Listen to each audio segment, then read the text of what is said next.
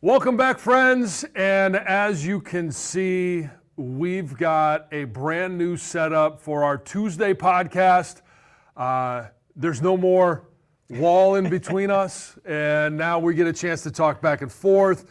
If I need to reach out and, touch someone, I can. Well, it's very important to know that we have enough space here. That was the only thing I really built into my contract. Yes, and so this is the new setup. This is the way it's going to look on Tuesdays. We're excited to have this brand new setup, and would love to I want to make a quick shout out to both Patrick and Colin here at the Video Productions. They've done a great job of setting us here. We're in the Chrysler Center, new podcast studio for us. It's going to be really exciting for us to bring brand new opportunities in regards to when we have Jason Avant, the hero of the Ohio State game, on with us, Jack Miller, and all the other guests that we're going to have throughout the course of the season. So this is the way it's going to look as long as it continues to go well. We still get the chat, which we have set up down here. We still have all of our information, but that's kind of my rundown, Brian. Yeah, I'll let you take it from here. Totally. The big thing, John, and for our listeners on the audio side, we encourage you to join us 11:15 a.m. every Tuesday. We're going to do these live streams during the course of the season, and we're going to have special things that are only video, including next week, the aforementioned Jason Avant will join us around 11:45. If you're watching us live right now, we always encourage you to go to the audio podcast feed.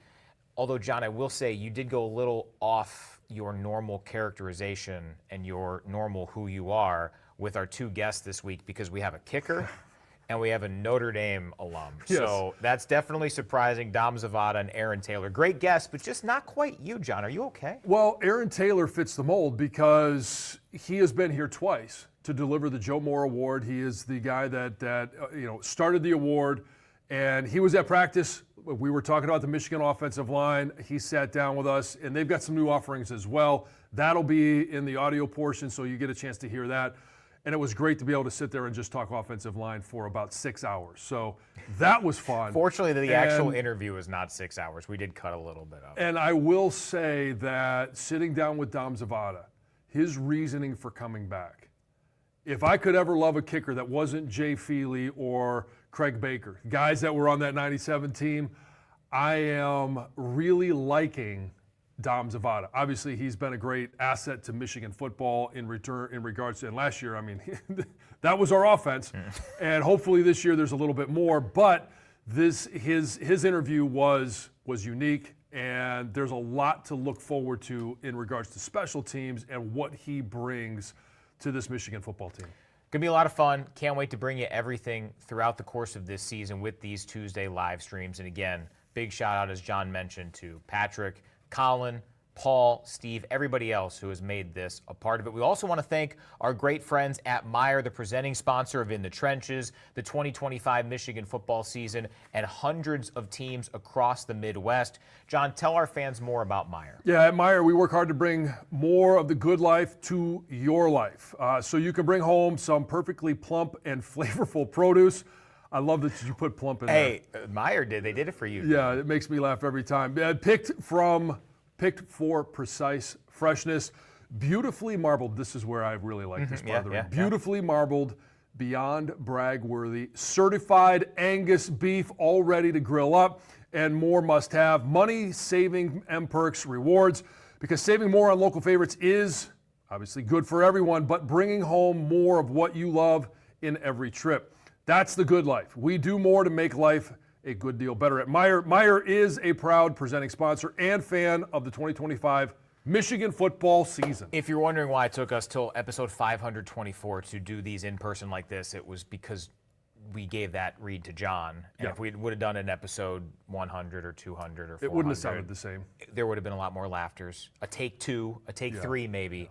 But we're ready to rock and roll. Let's get into what you are here for, and that is our 7 from 77. And we do want to start talking about as much as we can, and we certainly can't delve into it a ton based on our circumstances, but we learned on Friday the sanctions that the NCAA passed down from the sign stealing allegations. Several fines, flat one of $50,000, 10% of the budget of the football program, 10% of all football scholarships this season, anticipated postseason revenue for for the next 2 seasons. And then, of course, Sharon Moore getting an extra game of suspension that will be for next football season. A lot to follow. What I want to talk through with you, John, is the potential impact of this ruling on Michigan this season and beyond, and the new tendency that seemed to impact this decision that the NCAA does not really do any more postseason bans, which they said in their ruling, one that Michigan will appeal, that this might have been a postseason ban type of a deal had it happened in the past. Yeah, I mean, when you look at, and they cited the Tennessee allegations and violations that they had, there was a number more level ones. They didn't give a postseason ban for them. There wasn't vacated wins, and that was another thing. They didn't want to vacate any wins. And so it does show that there's consistency from what they have started, what was that, 2016-17, carrying over to this one. And I think the biggest impact, and obviously the biggest impact, is going to be financial. And it's, to talk about the suspension of Sharon Moore real quick, it seems odd. We all know why it happened this way. Michigan self-imposed the 2 games. It was going to be games 3 and 4, so that Sharon, one, I think, would be able to coach in that first game of the season. But also, I think more importantly he's going back to his alma mater in Oklahoma in week 2. So he'll be suspended for weeks 3 and 4 of this year. It seemed odd to me that the extra game would be added on next year, but it is what it is. He's going to serve those 3-game suspensions. But the financial impact. And the financial impact is one where I know everybody says, oh, it's just Michigan, go get yourself another donor.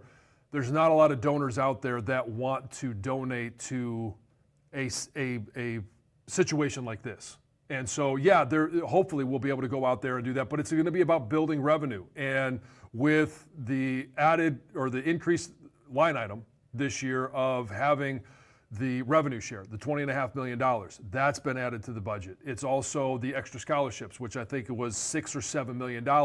So now you're looking at about $27 million. This on top of it, obviously it's going to be spread out over a couple of years, but it's just another financial hit that Michigan is going to have to deal with. And with the appeals process, I don't know, and I wish I had an answer for everyone, what that means regarding when those fines will be paid, when they will be determined, if they'll be reduced at all.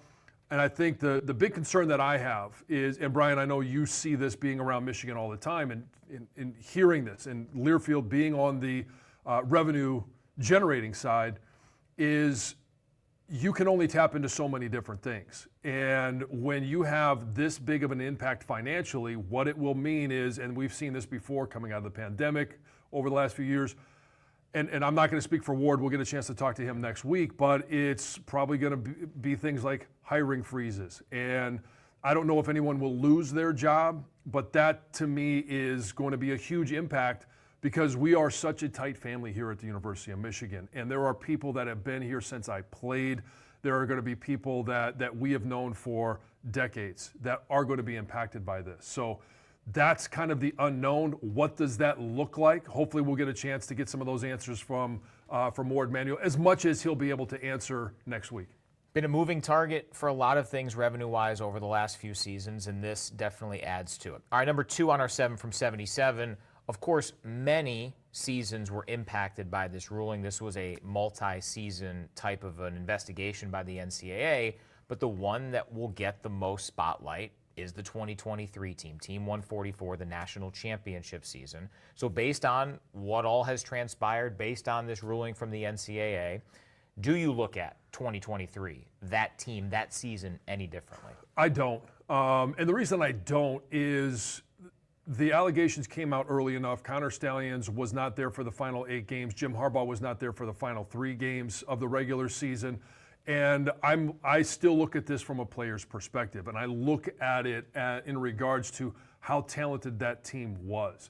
And all of the guys, whether it was Trevor Keegan, Blake Corum, you go down the list of guys that made a decision to put their NFL hopes and dreams on pause to come back for unfinished business. And they came back because they felt in their 5th year or 4th year, however it was, however much eligibility they had, that there were things that they could be better at, that they could execute better, and they did.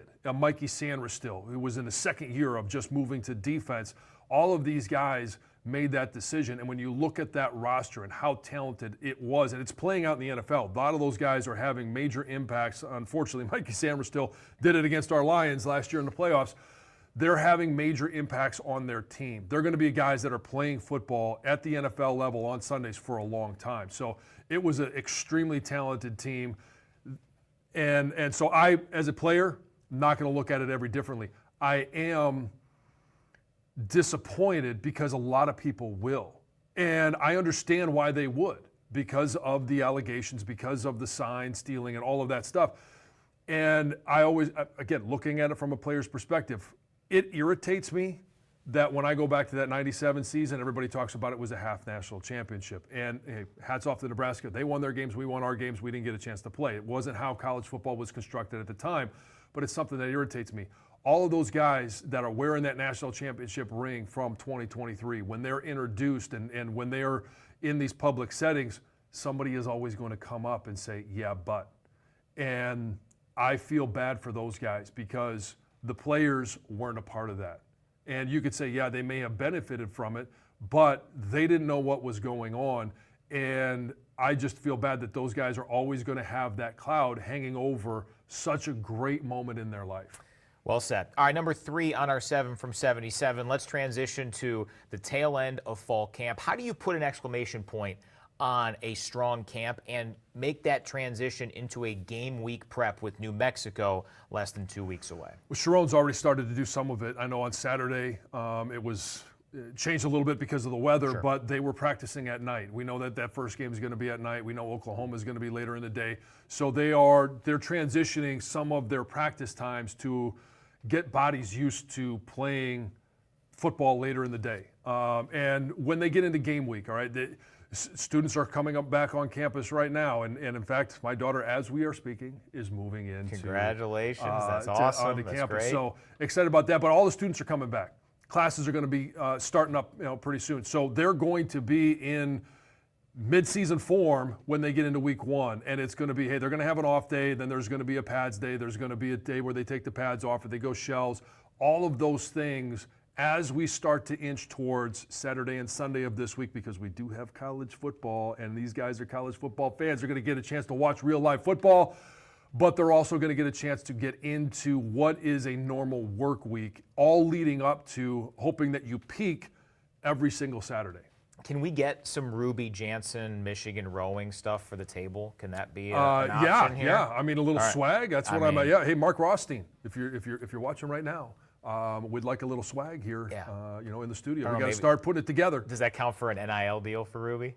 No, I mean the swag is just what she's going to get. So if there might be something swiped from her room later today, good. and I'll be able to put a Michigan rowing shirt up there. But yeah, she'll be on the rowing team here at Michigan. So I'm really excited about her journey as it starts today, as so many of these are. And unfortunately, as the football, we'll talk about it, when we get to 4 or 5 on the 7 from 77, there has been some injury news for a young player on the football team. So, but we'll talk about that in just a little bit. So let's get into kind of a status update. Number 4 on our 7 from 77. Let's go offensively. Give us your scouting report, your thoughts on where the offense is right now during that transition from end of training camp into game week prep. I really like the communication and the chemistry that I'm seeing between quarterbacks and wide receivers. And that was, I think we talked about it each of the last couple of weeks of developing that trust, receivers being where they're supposed to be when they're supposed to be there. If the route says 5 yards, you're at 5 yards. If it's 10, 12, whatever it might be. But then it's the quarterbacks trusting they're going to be there, and then it's the receivers trusting that I'm running a double move. That ball needs to be in the air before I hit that second move, that when I do, I look back, that ball needs to be in the air and it's going to be there. So being ready for it, I'm seeing all of those things develop. And in the run game and the offensive line and protections, as I mentioned, Andrew Babalola, don't know the severity of the injury, but I do know that it's been reported. He went down at practice yesterday, and that's a hit to the depth of that offensive line. And we've talked at length, and I talked to Aaron Taylor about it.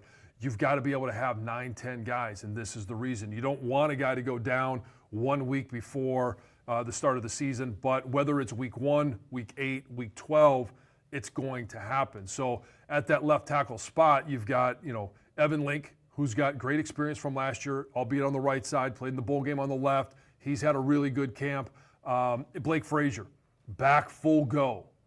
And he is doing a tremendous job backing up both tackles right now, competing still for that left tackle spot.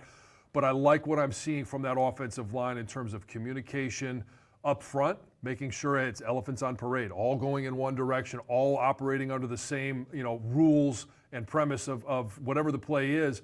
But it's also the communication from, Greg Kripp in the center to whoever that quarterback is, making sure they're aware of we can only block 5 guys. Maybe we've got a tight end, we pick up 6. We got another running back, we pick up 7. If they bring an extra guy, quarterback has to know who that free runner is. If it's a corner coming off the edge, hey, you've got to have that clock in your head, got to get rid of the ball. They're doing a really good job of communicating those things to the quarterback. And the great offensive lines Michigan has possessed over the last handful of years, for all the stars, the future NFL draft picks and high draft picks, there have been the Carson Barnharts, the Swiss Army knives, the Trente Jones, who waited his turn and played in such important games down the stretch. So hopefully not a long deal for Andrew Babalola, but something to monitor. Before we continue on our 7 from 77, got to tell you about a really exciting event coming up at the Big House. It is on Thursday, September the 11th. With our friends at Foguth Financial Group. Yep, and this is a limited opportunity, limited seats available. Foguth Financial Group, the proud wealth management partner of Michigan Athletics, is hosting its 4th annual night out at the Big House on Thursday, September the 11th. For those already retired or those nearing retirement, you're going to learn about strategies for managing the risk of retirement, enjoy complimentary dinner and drinks, have a chance to win door prizes, and get an exclusive tour of Michigan Stadium. Head to mgoblue.com/bighouse to sign up. That's mgoblue.com/bighouse. As I mentioned already, there are limited seats available, and this event will sell out. So Thursday, September the 11th, mark your calendars now. Foguth's 4th annual night out at the Big House. Head to mgoblue.com/bighouse to get signed up. All right, number 5 on this week's 7 from 77.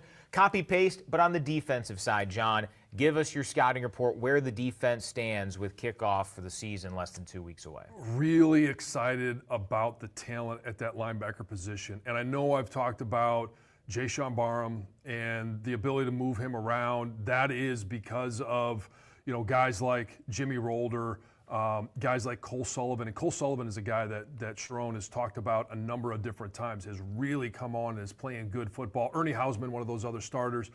But from those 4 guys, I think it is the most talented linebacking core across the country because they are so deep. And, if Ernie has to come out for a blow, you put in Cole. And if Jayshon has to come out, you put in Cole or you put in Jimmy.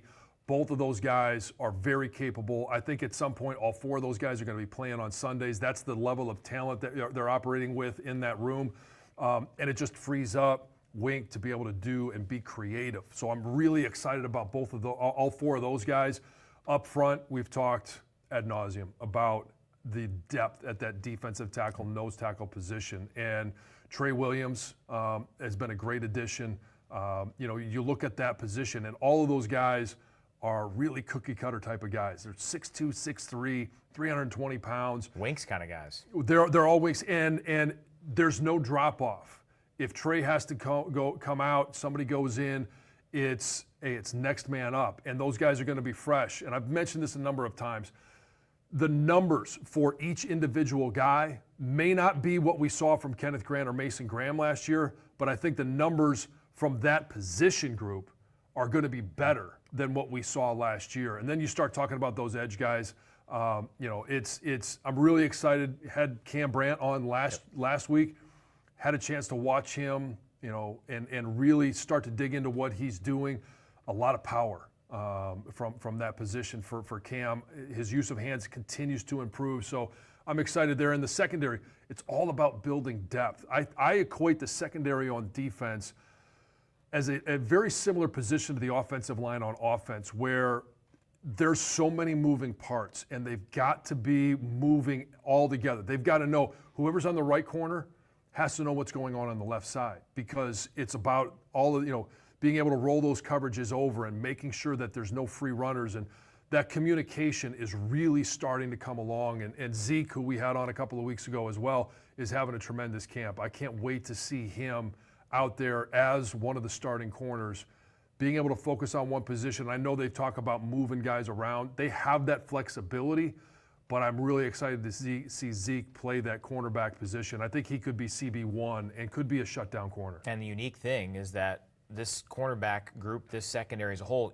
you don't really have to stay with the same 5 guys or 4 guys or 6 guys. You will move some guys around. Unlike on that offensive line, there are a ton of big-time players who can contribute. The 2 guys that I describe as heat-seeking missiles, that is Brandon Hillman and Mason Curtis. I can't wait to see them just be let loose. More opportunity. We saw them more and more as the season went on last year.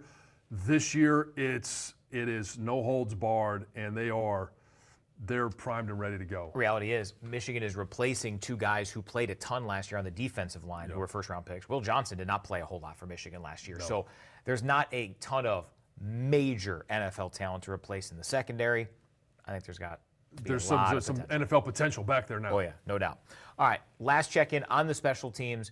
Certainly not as much to go in depth on because we'll have Dominic Zavada, Michigan kicker, on the audio side of the podcast. Hudson Hollenbeck, one of the guys that Sherrone Moore is willing to say, hey, this guy's locked in. He's the starter at punter. Fascinating story. Lost his mother to lung cancer at a young age. So Hudson, great young man. He spoke about wanting to raise money for lung cancer. So certainly thinking about his unique journey to this point. Greg Tarr is an established long snapper. Another guy who waited his turn. He played a little bit with William Wagner banged up a couple of seasons ago. But Tarr's back one more year. Thoughts on that specialist group and any insight you can share with fans about the returning side of things? I know that's the exciting part of the special. It is, and I mean the non-sexy part is when you have punters or kickers that are effective at what they do. And Dom Zavada is as effective as you're going to find in the country. And I know he's on the preseason watch list for the Lou Groza Award. I'm calling my shot right now. I think he is the guy that's going to win it this year. But to be able to have points when you are within 50 yards of field goal range, even 55 yards, those should be automatic with Dom back there. And then when you think about being able to drop kicks inside the 10-yard line, that's something that it was there at times last year, but it wasn't consistent. And I think the hang time, the depth of the punts this year is going to be much more consistent, something that they can really build on. But you mentioned those returners. Samaj Morgan. We saw him a couple of years ago. It was against Purdue. Yeah, freshman year. In the Big Ten championship game where he had it's like a 93-yard punt return. He is, I think, the most exciting player back there. In some of the punt returns, you're going to see Anthony Simpson. You're going to see Jordan Marshall back there. And all of those guys have the ability to take it to the house. And I'm really excited about Jordan Marshall, not just as a running back, but what he could do in the return game. I keep going back to when the coaches have compared him to Blake Corum. Yeah. And it's his skill set, it's his leadership ability. And we saw Blake. We were first introduced to him as a returner. And I think Jordan Marshall is going to probably have that same introduction. We saw him a little bit, obviously, at the end of last year. In the bowl game, we saw him quite a bit. Running back, he'll be effective, but as a returner, I think he's going to be dynamic. Samaj met with the media recently, and he said he's matured a lot this offseason. Felt like that was an area of emphasis. Someone who's always embraced the nonchalant or the non-glamorous parts of being a receiver, the blocking he's fine with, even though he's not the biggest dude out there. Be really curious what steps he can take getting ready for his junior season. All right, number 7, John Jansen. We have real-life college football to discuss. And not just, listen, week 0, which I kind of wish was week 1. I'd like to spread it out. I know you don't like the bye weeks as much, but hey, let's spread it out a little bit more. A couple bye weeks, it's great. Normally this week, you're kind of grasping at straws, but noon on Fox, out in beautiful Dublin, Ireland, 17th ranked Kansas State, number 22 Iowa State. Size up that matchup for us. I mean, I'm not going to go into a whole lot of depth because there's not a lot of people. With the transfer portal on both of these teams, there's going to be impacts on transfers. But the fact that we've got a top 25 matchup, this is something that I think we see a lot more of. If they're going to keep the whole week 0 concept, you're going to start seeing, I mean, we all know who runs the show. It's all the networks. And if they can get a top 25 matchup, and we're going to see a top 5 matchup in week 1 of college football with Texas and Ohio State, I think we're going to start to see more of those matchups moved to week 0, because you're going to have, Saturday, you're going to have Thursday football, you're going to have Friday, Sunday, Monday. Like, it is just Labor Day weekend is an incredible. It's going to be awesome. But I do think that not only do they take over Labor Day weekend, it's also going to take over week 0, where it's an opportunity, because there is no NFL football, at least not once you get past like Saturday afternoon. So Sunday is an opportunity to have some great matchups, even Monday night. Love it.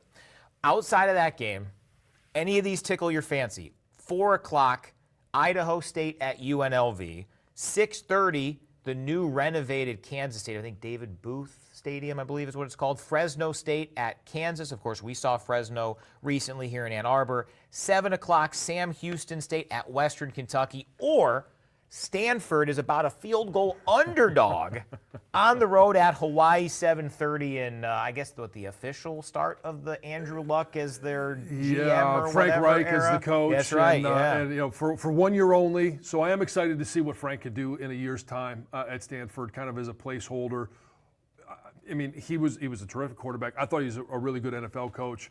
Now he's back at Stanford and he's helping that program. But I think the one that a lot of Michigan fans will probably be watching and tuning into is the Idaho State UNLV game, because you get a chance to see Alex Orji, who I believe was named the starting quarterback for UNLV, going out there and playing. So I know Jaden Denegal was named the starting quarterback at San Diego State. Yep. Alex Orji at UNLV. So yeah, if you're looking for where some of these guys have gone after they've left Michigan, there's a couple of teams that you might want to keep an eye on just to see how they're doing. Of course, Sam Houston State's nickname is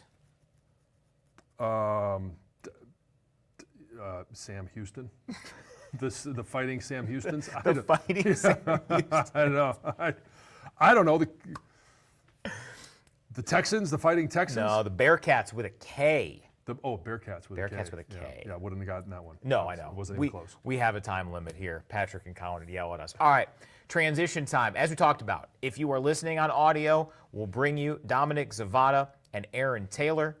On the video side, we encourage you to check those interviews out. That release will come on Wednesday, but we love to get to some of the comments, some of the thoughts. Appreciate Jamie stopping by. Let's go Blue. Mark shouting out the new format. Love to hear it. P. Maximus, great to see you.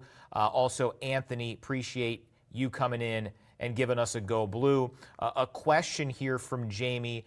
Could Jaden Davis be QB2 if Mikey Keene or Jake Garcia aren't ready? How do you size up? We don't know who's QB1 right now. Let's make sure that's the case.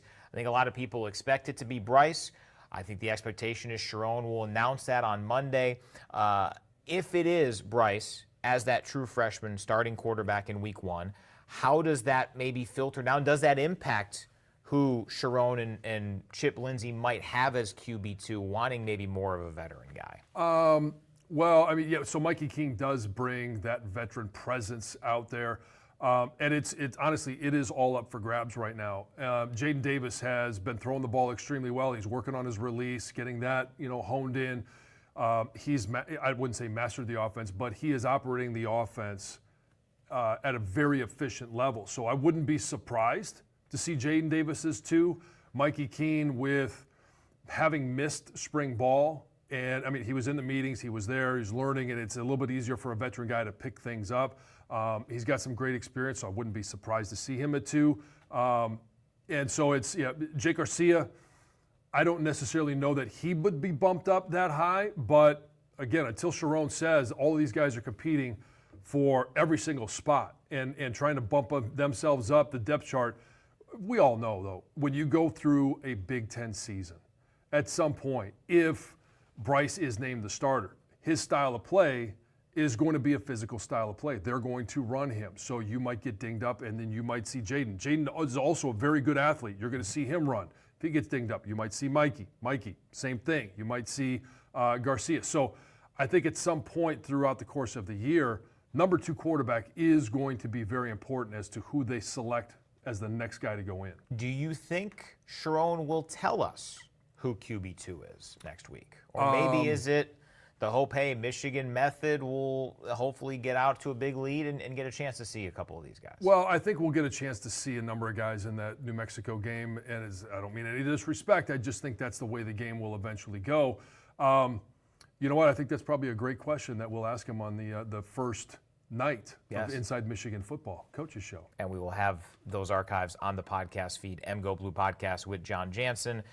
Corey saying this defense has a chance to be very special. It's been a storyline we've talked about much of this offseason, the fact that Michigan may very well graduate 2 top 13 picks from the defensive line and a first-round talent in Will Johnson who fell just because of medicals, and maybe have a better defense because I think most people agree, externally, internally, that say the 10th best player on this year's defense is better than the 10th best player on last year's defense. Yeah, and you know, I mean, I mentioned Trey Williams. You got Trey Pierce. You've got, Trey Williams, Ike Awuna, Damon Payne. Like, I could go down the list. This is a much deeper defense, and I think we know Wink loves to be able to rotate guys through. He doesn't care who the matchup is. It's your expectations for the position. I don't know if you've heard me say that before. But Wink really believes in that, and so you're going to see a number of different guys. I think they're deeper in the front 7, and they're more talented as a group on the back end. All right, a couple of things to discuss from a more national perspective. First off, we find out who QB1 will be in Columbus. Julian Sayin will get the call for that in one of the polls, I think, maybe both, 1 versus 2, Texas and Ohio State. Thoughts on Sayin versus Arch and how that could play into a fascinating storyline with a game that's basically a coin flip according to odds makers? Well, I mean, Julian Sayin was a 5-star quarterback and a 5-star recruit. He's got a lot of talent. He has 0 experience. Arch Manning, when Quinn Ewers went down last year, or even while Quinn was there, we saw him at times throughout the games. We saw him start a couple of games. That experience will make a difference in this game. But talent is always going to be the thing that decides. And talent and execution. What have they been doing down in Columbus to prepare for this game? And I think he's going to be just fine, but I do think there's going to be some bumps along the way. Just like I talked about Bryce, if he's the starting quarterback, when you get out there, don't be surprised to see the Ohio State offense to run the ball or to use him as a runner a little bit early just to try and burn off some of that excitement, some of that energy so that he's not sailing balls. It's what I saw from Bryce in spring ball. It's what I saw from the first couple of days. Once he settled down, he really found a nice groove. It's going to be the same thing when you go out there in a matchup like this. He is going to be primed and ready to go. He's going to have a lot of energy. Don't be surprised to see some of that energy burned off a little bit. They might try and go deep a couple of times early just to let him air it out, but and they've got a pretty decent weapon at receiver. They do. Do you expect Arch to be as set and forget it, locked in as a really, really good quarterback from the get-go? I mean, he has played, and that's valuable, but this is his first time as the quarterback, and there's a lot of expectations. Do you expect it to be as seamless as I think a lot of people just kind of have assumed? Any time that you are doing something new, there's going to be a learning curve, and it's a big game. It's a tough way to start a season because there's no ramp up. They don't have a New Mexico before Oklahoma. They are diving right into it. So there might be some bumps early, but I expect that it will be a fairly seamless transition for him because he's got experience, because he's been on campus for a couple of years, because he's been able to develop relationships at a deeper level than Julian Sayin has been able to do at Ohio State. Plus, the coaches just know more about him. What does he do well? What is he comfortable with? What is, when you put that script out there for the first 10 or 15 plays, they know exactly what he wants, what he's good at, and they're gonna have it loaded with those opportunities. Also, nationally, there was another report that John and I both joked before we hit record here. that we thought it was a spoof. I made sure it wasn't, on The Onion or something, that there's at least been some sort of, I don't know the best way to characterize the talks around a potential 24 or 28 team college football playoff. Exploratory seems even too strong. So, but it's out there. It was leaked out that the Big Ten is exploring a 24 or 28 team playoff format. I thought it was a joke to begin with, and I still laugh and think it's a joke now. There is no world where I think any college football fans want to see a 24 or 28 team playoff. And the way that it has been broken down, I know if you go to the FCS, they've been doing this for years, and there's a format where they would take 10 conference champions. Yeah, so the 24-teamer it would be the 9 last year, because the Pac-12 only had 2 teams. But there would be 10 auto bids once the Pac-12 gets to, 8 is the minimum. So you would have, you'd have your Big Ten SEC champs. You'd also have your MAC, Pac-12, Mountain West champs, and then you'd have, 14 at-larges. Yeah. So that's never going to happen, because it was a challenge for the group of 5, now group of 6, to get 1 seat at the table. So it's not going to happen. No. But to me, that is the only way you even consider taking a 24-team setup, because then we're getting into a point where Indiana last year in this model would have gotten a bye into the next round, into the round of 16. To me, it's just absolutely ludicrous. I can't even believe that this was part of the conversation. The only rationale that I could come up with as to why the Big Ten would consider this is to try and hit some hot buttons with the SEC. We know that the SEC and the Big Ten don't see eye to eye on the 12-team or 16-team format.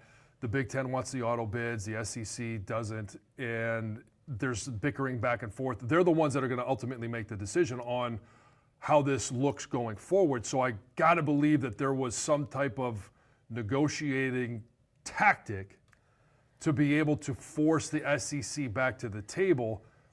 I just think that everybody in SEC country, along with everybody else in Big Ten country, is laughing at this proposal. And again, I don't know what exactly is real conversation with Tony Petitti and the Big Ten and how this has been filtered to Greg Sankey, the SEC, or anybody else in college football.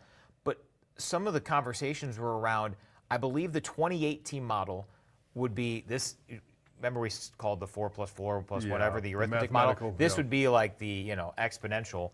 Is a 7 plus 7 plus 5 plus 5 plus 2 plus, I think there's 4 left over in that. I know. Stop. But could you imagine, forget the 7 for the Big Ten and the SEC, which is crazy. We're going to be sitting there in mid-November and breaking down who's going to be on the bubble as the 5th ACC or Big 12 team. Again, this is very early. I'm not saying. If you had taken this model and you applied last year's Big Ten teams to it, Michigan obviously would have been in contention with Minnesota to be a playoff team. And I don't think there's anybody, as much as we want to sing the praises of Michigan, that thought Michigan was a playoff team last year. Iowa would have been, I think they were 5th, they were 6th in the Big Ten. They would have been a playoff team. And that was a team no one thought should have been a playoff team. You go down the list of those teams that are 5, 6, and 7 in the conference, and it waters it down. We already saw blowouts in the first round last year. You want to talk about Indiana getting a bye, and the blowouts that would happen in the first round, the blowouts that would happen in the second round. To me, it's just a money grab, and it's not good football. It's not what college football fans want. We want to see, when we get to college football playoffs, we don't want to see right now championship games, for the most part, are going to be good games. I mean, think about the championship game last year in the Big 12. That was a great football game. It was exciting. And you could argue whether ASU belonged in the playoffs or not. They earned the right to be there. You're just going to have a watered-down version. You're not going to have championship games anymore. You're not going to have good football. It makes zero sense. I don't even know where you would start with a 7-bid Big Ten, where would you really let the top 5 in and then play 2 play-in games? I'm glad that we have an audience that is disagreeing with this. Dakota, just no with a bunch of O's at the end. Corey, that's ridiculous. M, why not just let everyone in? Regular season is the playoff. Watered down, please no. It's about the money, yes. Robert, with this quote, that this proposed format would benefit the Big Ten and the SEC. It would allow those conferences to dominate the playoff. See, I disagree with that from Robert's standpoint. If it is a situation where there would be set number of bids for each league, because if you do have a 7-bid auto setup for the Big Ten, that's still giving 10 combined to the Big 12 and the ACC, 2 combined to the Group of 5, and then have a few at-larges. So Notre Dame's almost like guaranteed to get in if they don't have a bad year, because they're going to basically have to be a ranked team to qualify as one of those at-larges. So I've always been a big believer, if you want to be, if you're the Big Ten and the SEC and you want the power in this, you want a higher percentage of the playoff field, not a higher number of teams. It doesn't mean you may not get there at some point, but I mean, could you imagine if the Michigan team in 2023 had to have played 3 games to get to or 2 games to get to the Rose Bowl and where we got? Right, and at some point too. I mean, we bicker back and forth about 17 games in the regular season for the NFL. I know the NFL owners want to go to an 18th game. To me, at some point, there's just the risk of injury wearing down on these players from the time they're 18. If they're starting and they're playing 17, 18 games at the college level season, and then they go to the NFL, you're talking about shortened careers at the end, because the human body can only take so many hits. And I know they're bigger, faster, stronger. All of those things are right. But there is a limit as to how much you can physically take over the course of your football playing years. And it's not good for the sport. It's not good for viewers. It's only good for the networks. And at some point, college football, the decision makers have to make a decision on what is good for the game. And the game in its entirety. Because yes, would extra playoff games make more money in that initial purchase? Of course. But how does that water down what is so special about September, October, November? It's why I've loved the 12-team playoff. Yeah. At least if you have a top 5 matchup in November, you're playing for a conference championship, which means an auto bid. Or maybe you're competing for a home game in the first round versus having to go on the road. 12's, to me, the best of what is realistic in the short to medium term. I've said this to you before. I really wonder, would we have gotten to 12 as quickly as we did had the 4-team playoff games been such duds in the first 6-7 years? We got some classics down the stretch, but outside of that Rose Bowl, 2017-ish, Oklahoma, Georgia, right, a lot of those semifinal games were duds. We finally got some great ones at the very end. 2023 was classic. Yeah. But it was too little too late. Yeah, and there's just not that many good football teams. There's just not. I mean, it would be the same as allowing the NFL, 14 teams. You're allowing some not great teams into the NFL playoffs. If you were to then, extrapolate this to the NFL, what are you allowing in 20 teams? Yeah. I mean, there's just not that many good football teams. Yeah. Robert, great follow-up point here. Dominate to these conferences means exposure. The more teams they can get into the playoff is better for the conference brand. That I totally agree with. And it is a matter, but do you want to cater to the best of the best in your league? And that's each year, right? That's saying, okay, who is the top 3 or 4 teams? Or do we want to get to the point where we're literally debating Iowa, Illinois, last year's Michigan team?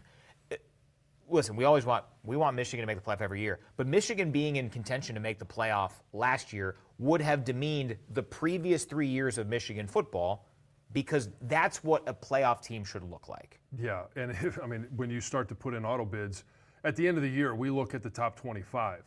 If they allow 28 teams in, there are, by definition, 3 teams not in the top 25 that would be college football playoff teams. But then you start throwing in auto bids, and you're going to be looking at a team that's ranked 35 in the country being a playoff team. I mean, the deeper you dive into it, the more foolish it sounds. Could you imagine how hollow it would feel if you were ranked 25th in a 24-team playoff? It's like, oh, cool, we're ranked. Yes. Awesome. Anywho, let's wrap up with just kind of our upcoming plans and format here.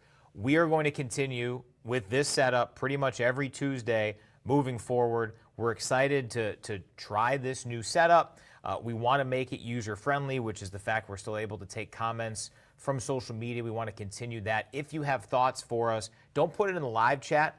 Wait for it to reload after we wrap things up here in a few minutes, and give us your feedback, your thoughts. We're going to have some other ways to really enhance this, including next week in this bonus section that is video only. You can't get it on the audio podcast.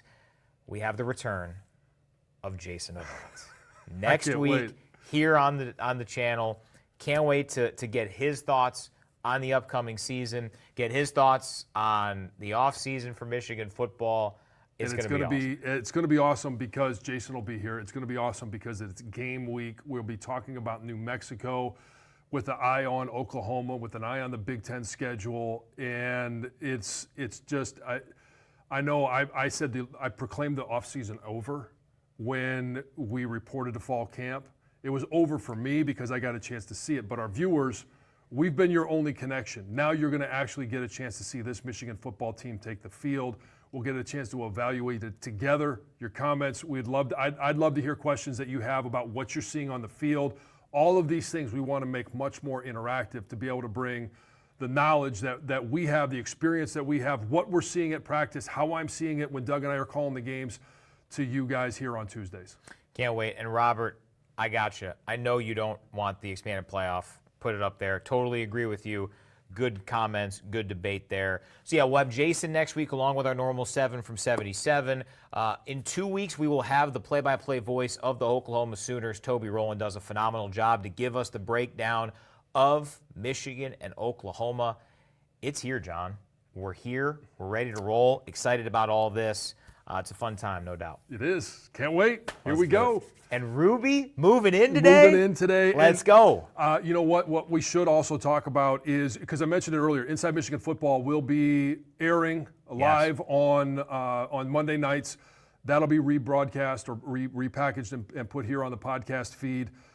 Wednesdays, I'm going to have our normal edition that we're recording here, the Inside Michigan Football. Thursday afternoon, our keys to the game, and I am excited about. We have not cleared video for that. That will maintain audio only.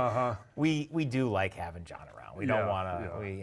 There might be some things that visuals might not be great, but Saturday after the game when we do the post game, Brian and I always record a couple of other things. We'll repackage that as well Saturday night, and sometimes into Sunday morning if it's a late game. But almost every single day we'll have something for you from in the trenches, and then throw in Conquering Heroes is going to be back soon. Defend the Block has been going all summer long. So we've got something for you every single day.